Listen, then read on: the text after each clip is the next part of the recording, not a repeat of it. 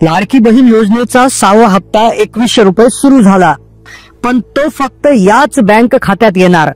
बँकांची नवी यादी व्हिडिओमध्ये सांगण्यात येईल। त्याच बँकेत तुमचं जर खातं असेल तर 100% तुम्हाला आज किंवा उद्या 6वा हप्ता 2100 रुपये खात्यात जमा होणार, अन्यथा जमा होणार नाही। या बँके व्यतिरिक्त जर दुसऱ्या बँकेत तुमचं खातं असेल तर तुम्हाला जे 6व्या हप्त्याचे 2100 रुपये आहे ते येण्यामध्ये अडचण येणार। 6व्या हप्त्यासाठी आता सर्वच बँक चालणार नाहीत। ज्या बँका आहेत, ज्या बँका आम्ही तुम्हाला यादी जी बँकांची दाखवणार आहोत, त्या यादीतील बँकांमध्ये जर तुमचं खातं असेल तर तुम्हाला लगेच लाडकी बहीण योजनेचा जो 6वा हप्ता 2100 रुपये आहे तो जमा होणार। अन्यथा या बँका सोडून दुसऱ्या बँकामध्ये तुमचं जर खातं असेल तर लाडकी बहीण योजनेचा 6वा हप्ता 2100 रुपये तुम्हाला मिळणार नाही। 6वा हप्ता घेण्यासाठी बँकामध्ये काही विशेष महत्वाच्या गोष्टी आवश्यक असतात आणि त्याच गोष्टी तुमच्या बँकेमध्ये नसतील तर अशा बँका लाडकी बहीण योजनेतून वगळण्यात आलेल्या आहेत, त्या आता इथून पुढे चालणार नाहीत। त्यामुळे या ठिकाणी बँकांची यादी आम्ही तुम्हाला दाखवणार आहोत। या बँकामध्ये जर तुमचं खातं असेल तरच तुम्हाला 100% लाडकी बहीण योजनेचा लाभ मिळेल। लाडकी बहीण योजनेला आता सर्वच बँका चालणार नाही। काही ठराविक बँका अशा आहेत की त्या आता लाडक्या बहीण योजनेतून रद्द झालेल्या आहेत, त्या चालणार नाहीत।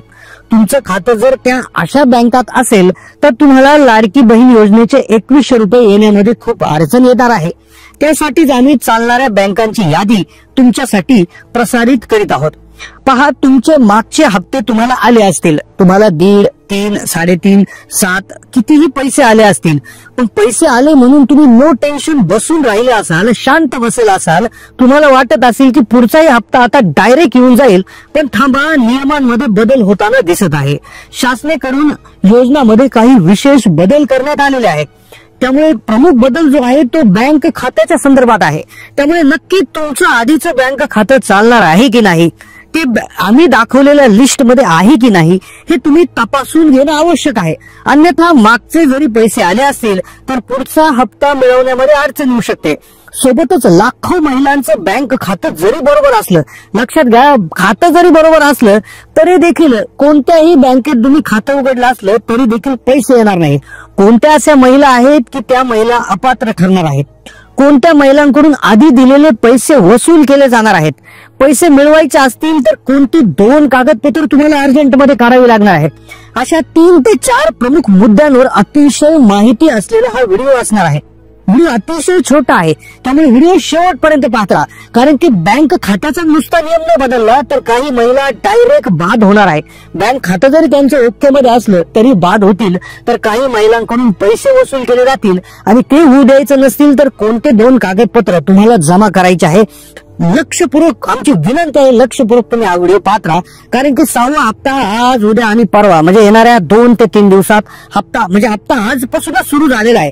तुम्हाला हप्ता आला का नाही, जर आला नसेल तर त्याच्या मागचं कारण एक तर बँक खात्याच असणार आहे।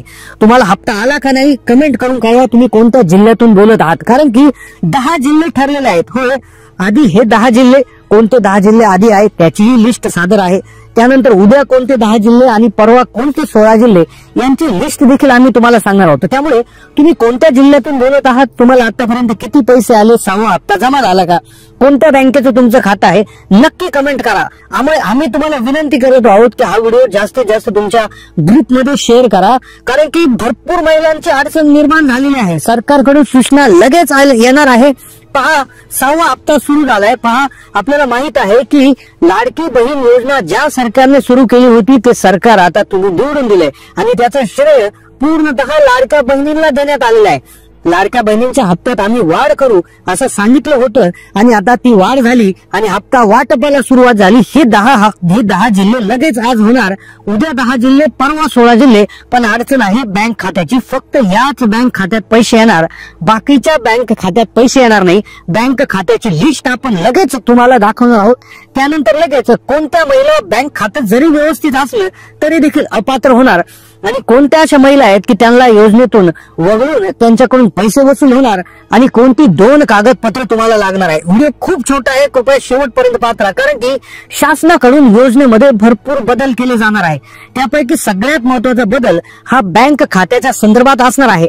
आता पहा, सगळ्यात महत्वाचा जो निर्णय किंवा जो सूचना महाराष्ट्र सरकारकडून खातं हे जे काय योजना सुरू केली होती त्यावेळेस देण्यात आली होती, ती म्हणजे काय की जे काय बँक खात्याविषयी जो नियम दिला होता, आता तो नियम तुम्हाला सांगतो, पण लिस्ट पहा. आता पहा, या 12 बँक आहे, लक्षपूर्वक पात्रा 12 बँक आहे. पहिली बँक आहे बँक ऑफ बडोदा, दुसरी आहे बँक ऑफ इंडिया, तिसरी बँक ऑफ महाराष्ट्र, चौथी कॅनरा बँक, पाचवी सेंट्रल बँक ऑफ इंडिया, सहावी आहे इंडियन बँक, सातवी इंडियन ओव्हरसीज बँक, त्यानंतर Punjab and Sind bank, state bank of India. आता पहा, या लिस्टच्या बाहेरच्या देखील बँका आहेत पहा, पण ती लिस्ट पुढे दाखवतो. 11 आहे युनियन बँक ऑफ इंडिया आणि 12वी आहे युको बँक. आता फक्त ह्याच 12 बँकांचे खाते चालणार का? तुमचं खातं यामध्ये आहे का? नक्कीच कमेंट करून कळवा. आता दुसरा प्रश्न निर्माण होतो, याच 12 बँका चालतील का? तर क्लिअरली लक्षात घ्या, रिझर्व्ह बँक ऑफ इंडियाच्या नुसार या 12 बँका ज्या आहेत तर या नॅशनलाइज बँक आहेत. आता मग याच बँकात खातं असणं आवश्यक आहे, पण तरी देखील तुम्ही पोस्ट ऑफिसमध्ये, कोणी जिल्हा मध्यवर्ती बँकेत, कोणी प्रायव्हेट बँक्स आहेत ज्याच्यामध्ये आता पहा, प्रायव्हेट बँकांची लिस्ट इथे आम्ही दाखवत आहोत. लक्षपूर्वक पाहता, फार महत्वाचा विषय आहे. त्यानंतर आता याच्यात जरी तुमचं खातं असेल तरी तुम्ही अपात्र होणार आहात, तर तुम्ही का अपात्र होताल ते पुढे सांगणार आहे. तर पहा, पहिली बँक आहे HDFC बँक, त्यानंतर ICICI बँक, त्यानंतर आहे ऍक्सिस बँक, पुढे आहे कोटक महिंद्रा बँक, पुढे आहे IndusInd bank, IDBI bank, yes bank, IDFC first bank, EU small finance bank, federal bank. तर ह्या बँका आहेत टॉप 10 ज्या आहेत ह्या प्रायव्हेट बँक्स आहेत. आता 12 नॅशनलाइज आणि 10 प्रायव्हेट आता सांगितलंय. आता पहा, तुमचं याच्यामध्ये खातं आहे का? कमेंट करून कळवा. आता सगळ्यात महत्वाचा प्रश्न येतो की आता असंख्य म्हणजे महाराष्ट्रामध्ये जवळपास हजारो बँक्स आहेत, वेगवेगळ्या ठिकाणी आहेत.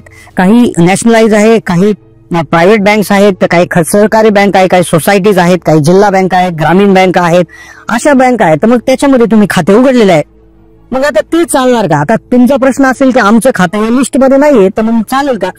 तर पहा, सगळ्यात महत्वाचा जो बँक विषयीचा जो नियम आहे तर तो क्लिअरली समजून घ्या, आणि मग तो समजल्यानंतर पुढच्या नियमाकडे आपण जाऊया. तो तर याच्यापेक्षाही महत्वाचा आहे, कारण की बँक खात्याच्या नियमानुसार तुमचं बँक खातं असेल, पण पुढच्या नियमामुळे तुम्ही डायरेक्ट अपात्र होऊन जाल. आता बँकेचा नियम सगळ्यात आधी घेऊया. बँकेचा नियम काय पहा, जी बँक आहे पहा. आता पहा, सगळ्यात पहिला प्रश्न याच्यामध्ये असा होतो की तुम्हाला आतापर्यंत जर हप्ते आले असतील, म्हणजे 1.5 येऊ द्या, 3 येऊ द्या, 4.5 येऊ द्या, 7.5, म्हणजे काही का होईना 1 रुपया जरी तुमच्या खात्यावर आतापर्यंत आला असेल तर तुम्ही बिलकुल टेन्शन घेऊ नका. लक्षात घ्या, आम्हाला महिलांकडून असंख्य कमेंट आल्या, आमचं या बँकेत खाते, त्या बँकेत खाते, चालेल का, हे चालेल का, ते चालेल का? तर पहा, सोपा नियम आहे. तुमचं जर तुम्ही खातं याआधी त्या ठिकाणी तुम्ही योजनेचा फॉर्म भरला होता, आणि पहा लक्षपूर्वक ऐका की आता जर तुम्ही योजनेचा फॉर्म भरला होता, अप्रूव्ह झालता, बँक खातं जोडलं होतं, आणि तुमच्या खात्यावर 1 का होईना रुपये आला असेल, 1 का होईना रुपये, मी काय म्हणतो 1.5 येऊ द्या, 3, 3.5, म्हणजे किती पैसे आतापर्यंत 1 जर रुपये आला असेल ना, तर बिलकुल काळजी करू नका. तुमचं ते खातं कोणत्याही बँकेचं असू द्या, असंख्य बँका आहेत, आता नाव घेणे अशक्य आहे, कोणत्याही बँकेचं असू द्या, ते चालणार म्हणजे चालणार. आता राहिला प्रश्न पुढचा की मग कोणाचं बँक खातं रद्द होणार की कोणी काळजी करायची? तर अशा महिलांनी काळजी करायची आहे की ज्या महिला अशा आहेत की ज्यांनी फॉर्म भरला, अप्रूव्ह झाला, बँक खातं जोडले, सगळं झालंय, पण त्यांना 1ही रुपया जमा झाला नाही. अशा महिलांनी खरी काळजी करायची आहे. मग त्यांनी तपासायचं आहे आपल्या फॉर्म मध्ये काही त्रुटी आहे का. जर फॉर्म अप्रूव्ह झालेला असेल, आता पहा बँकेचा नियम संपला की पुढचा नियम अतिशय महत्वाचा आहे पहा, कारण की बँकेचं जरी क्लिअर असेल तर पुढच्या ज्या गोष्टी असणार आहेत तर त्या बाकी तुम्हाला त्या ठिकाणी खात्या जे हप्ता येण्यामध्ये फार अडचण निर्माण करू शकतात. आता काय, बँक खातं क्लिअर आहे. ज्या महिलांना आतापर्यंत 1 रुपया जरी जमा झाला असेल तर त्यांचं खातं ओके असणार आहे, बिलकुल काळजी करू नका. राहिला प्रश्न तिसऱ्या, ज्या अशा प्रकारच्या महिला आहेत की अर्ज भरूनही पैसे आले नाही, तर त्यांनी बाकी आपलं पासबुक, आपलं आधार कार्ड, पॅन कार्ड घेऊन बँकेमध्ये जायचं आहे. तिथे विचारायचं आपल्याकडे IFSC सिस्टीम आहे का, आपल्याकडे KYC त्या ठिकाणी सिस्टीम आहे का. तर तिथून तुम्ही आधार लिंकिंग करून घ्या आणि लगेच त्या ठिकाणी बँक खात्याचं विचारा की बँक खात्यामध्ये आमचा मिनिमम बॅलन्स मेंटेन ठेवणं गरजेचं आहे का, किंवा इतर काही खात्याचा काही प्रॉब्लेम आहे का, खातं डिॲक्टिव्हेट आहे का, या सर्व गोष्टी विचारून घ्या बँकेत जाऊन. कुणी जायचं आहे बँकेमध्ये किंवा बँकेच्या खात्याचा कोणाला प्रॉब्लेम आहे की ज्यांनी अर्ज भरूनही पैसे नाही आले तर त्यांनी मात्र नक्की बँकेत जायचं आहे. आणि जे असे त्यातल्या त्याला असे की ज्यांना अप्रूव्ड मेसेज आलेला आहे असे, तर इथे हा बँक खात्याचा विषय सॉल्व्ह झाला. ज्यांना आतापर्यंत पैसे आले त्यांनी बिलकुल काळजी करू नका. ज्यांना फॉर्म भरूनही पैसे नाही आले त्यांनी सगळ्यात आधी अर्जाची स्थिती तपासा. अर्ज जर अप्रूव्ड असेल मग बाकी त्यांनी पासबुक आणि आपलं आधार कार्ड, पॅन कार्ड घेऊन बँकेमध्ये जावे आणि चेक करावं. आता राहिला प्रश्न कोणत्या महिला अपात्र होतील. आता पहा, बँक खातं जरी ओके असेल, आतापर्यंत पैसे जरी आले असतील, तर प्रश्न असा होता की हमीपत्र जे तुम्ही भरलं होतं अर्ज भरण्याच्या वेळेस, तर त्यामध्ये ज्या अटी देण्यात आल्या होत्या की घराचं उत्पन्न 2.5 लाखाच्या वर नसावं, घरामध्ये कोणी आयकर दाता नसावा, घरामध्ये कोणी सरकारी नोकर नसावा, तर हे तुमच्या घरात नक्की तुम्ही अटी ओके आहेत का? का तुमच्या घराचं उत्पन्न 2.5 लाखाच्या वर आहे, तुमच्या घरात कोणी सरकारी कर्मचारी आहे का तुमच्या घरामध्ये कुणी आयकर दाता आहे का, हे कृपया चेक करा. कारण की काय होणार आहे, पुनर्पडताळणी होण्याची दाट शक्यता आहे. तर त्यामुळे नक्कीच तुम्ही या गोष्टी चेक करून घ्या. कारण हमीपत्रामध्ये तुम्ही सगळं टिक टिक टिक ओके केलेलं आहे की आम्ही याच्यामध्ये बसत नाही, आमचं सगळं ओके असं क्लिअर करून दिलेलं आहे. पण कदाचित याच्यामध्ये जर फेरपडताळणी झाली तर यामध्ये अडचण होऊ शकते. आणि बऱ्याच महिलांचा प्रश्न आम्हाला असा येत आहे की मग आमची वसुली होणार का? तर वसुली होणं थोडंसं अशक्य आहे. कारण की एवढ्या महिलांचं जे आहे वसुली करणं अशक्य आहे. पण कदाचित तुमचा पुढचा हप्ता येण्यामध्ये प्रॉब्लेम होऊ शकतो. सरकार फेरपडताळणी करू शकतं. अगदी काही श्रीमंत उच्च मध्यमवर्गीय महिलांनी देखील या योजनांचा फायदा घेतलेला आहे. 7,500 रुपये मिळवलेले आहेत. तर कदाचित सरकारकडून जर व्यवस्थित तपासणी झाली तर त्यामध्ये अडचण निर्माण होऊ शकते. तर त्यामुळे नक्कीच हे तपासा. घरामध्ये 4 व्हीलर जर असेल ट्रॅक्टर व्यतिरिक्त तर ती देखील अट त्यामध्ये होती. आता सगळ्यात महत्त्वाचा प्रश्न, कोणत्या जिल्ह्यांमध्ये आधी पैसे येणार? तर पहा, लोकसंख्येने कमी असलेले जे जिल्हे आहेत, लोकसंख्या ज्या जिल्ह्यांची कमी आहे तर त्या जिल्ह्यांना आधी प्राधान्य दिले जातं आणि त्यानंतर पैसे त्या ठिकाणी येत असतात. त्यामुळे ज्या जिल्ह्यांची लोकसंख्या अतिशय कमी आहे तर त्या जिल्हे त्या ठिकाणी आधी घेण्यात येतील आणि टप्प्याटप्प्याने नंतर मोठे मोठे जे जिल्हे आहेत तर ते घेण्यात येतील. तर अशा पद्धतीने हे असणार आहे. तर जिल्हे जे छोटे आहेत तर नक्कीच मुख्यमंत्री एकनाथ शिंदेने सांगितलं होतं की निकाल लागला तर डिसेंबरचे पैसे नोव्हेंबरमध्येच आम्ही देऊ. तर नक्कीच 2 ते 3 दिवसामध्ये तुम्हाला पैसे आलेले पाहायला मिळतील आणि नक्कीच त्या ठिकाणी हे होतील. फक्त बँक खात्याचा हा जो विषय आहे तो क्लिअर करून घ्या. आणि जे कागदपत्रांचा विषय होता, कागदपत्र कुठलेच पाहिजे तर कागदपत्र आपलं हेच आधार जे आहे, आधार, रेशन कार्ड जे आहे रेशन कार्ड, केवायसी करून घ्या. गॅस सिलेंडरच्या योजनेसाठी तुम्ही गॅस महिलेच्या नावे हस्तांतरण करून घ्या. तर या 2-4 गोष्टी ज्या आहेत त्या अतिशय क्लिअर करून घ्या जेणेकरून हप्ता येण्यामध्ये अडचण येते. हे होते अतिशय महत्वाचे अपडेट. अशाच अपडेटसाठी चॅनलला सबस्क्राईब करा. जास्तीत जास्त माता भगिनींना व्हिडिओ शेअर करा. कारण की इतकी सखोल माहिती एकाच व्हिडिओ तुम्हाला कुठेही मिळणार नाही. आणि तुमच्या मैत्रिणींना माता भगिनींना पाठवायला विसरू नका. धन्यवाद.